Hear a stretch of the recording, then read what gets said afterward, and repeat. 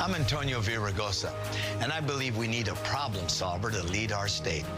That's why I'm running for governor. As leader of the California State Last month, former L.A. Mayor Antonio Villaraigosa announced that he would be making a second run for California governor, joining an already crowded field of candidates looking to succeed Gavin Newsom when his term ends in 2027. L.A. Times columnist Gustavo Arellano just sat down with him. Their extensive interview documented in his latest column, Can Antonio Villaraigosa charm his way into becoming California governor? Gustavo joins us live with more. Always great to see you. Gracias as always, Alex. All right, we've both been around a lot of politicians in our day. Can you talk about how Antonio is a little different than most when you get him in a room full of people? This is a man who is a political survivor, someone who has been knocked down, picks himself up, and he loves it. He loves the battle, and he loves to talk to people. He loves to shake hands. He loves to shout out greetings to people. So him and I, we at La Parrilla, the legendary Mexican restaurant on the east side, the type of place where you have Richard Alatorre, the former council member, a painting of him on the mural. And he's there talking to every single person, hamming it up in English and Spanish. That the people, the proletariat, so to speak, that's his crew. But he could also do it with the high and mighty too. Yeah, he is more of a charmer and more of a people person than I think anybody else that's running for governor, at least so far. I mean, he's sort of next level on that. He's got plenty of baggage, too. We can talk about that. You know, but he hasn't been in office since 2013. That's a long time. And in the meantime, he's kind of cashed in, right? He worked for Herbalife, which has been investigated. He's been a lobbyist for different folks. He hasn't been in the game. How does that work when you look towards the future of 2024 when you haven't been in office since 2013? He is still Antonio Villaraigosa, a historic person in California politics, in Latino politics, in Los Angeles politics, and he has still been in the game. We saw him campaign heavily for Karen Bass. He campaigned, I think he was for Bloomberg in 2020. He became the infrastructure czar for Gavin Newsom after Antonio finished in third place in 2018. So he is still in that world of the Democrats. And he's also banking. I think what's most fascinating about him is that even though his past, where he was with Metchen, remember when he ran in 2001 against Jim Hahn, the whole idea was that, oh, he's going to be too radical of a mayor. Now the critique of him is that he's too moderate. He's too much of a centrist, and he embraces that, though. He actually says that he belongs to the radical center. He thinks that Californians are sick of too much to the right and too much to the left, and that together in a magical place, we'll all end up juntos, together, and rally behind him, and that's how you solve problems. He's in his 70s now, but he said that his campaign is going to be about the future, about helping young people, about trying to change the system.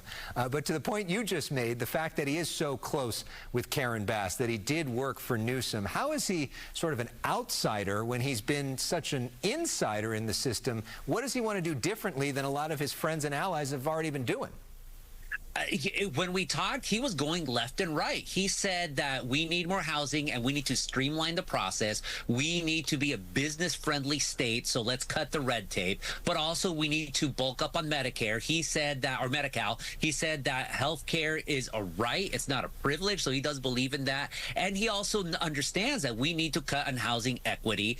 And so he told me this interesting anecdote about, like, when he was mayor, he gets a call from some guy who wants to build a operations facility in the San Fernando Valley, and the guy is just complaining like crazy. The guy turned out to be Elon Musk, and so Antonio, it's Antonio.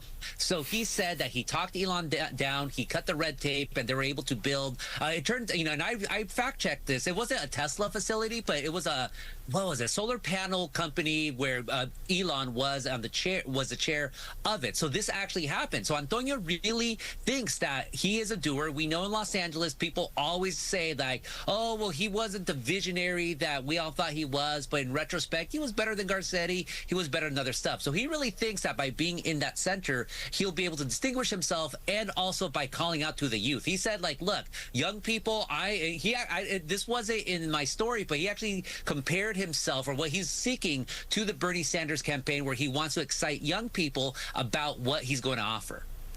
And it's interesting to compare the Musk thing at a time when Newsom and Musk are having a bit of a contrast as he's trying to say, look, I can make it work. So what do you think in terms of his shot at winning this thing? Where would you put Antonio on the hierarchy? I mean, right now, he's the only Latino running, although, of course, rumors forever have said that his old rival, Javier Becerra, who's the Secretary of the Department of Health and Human Services out in D.C., that he's going to make a run for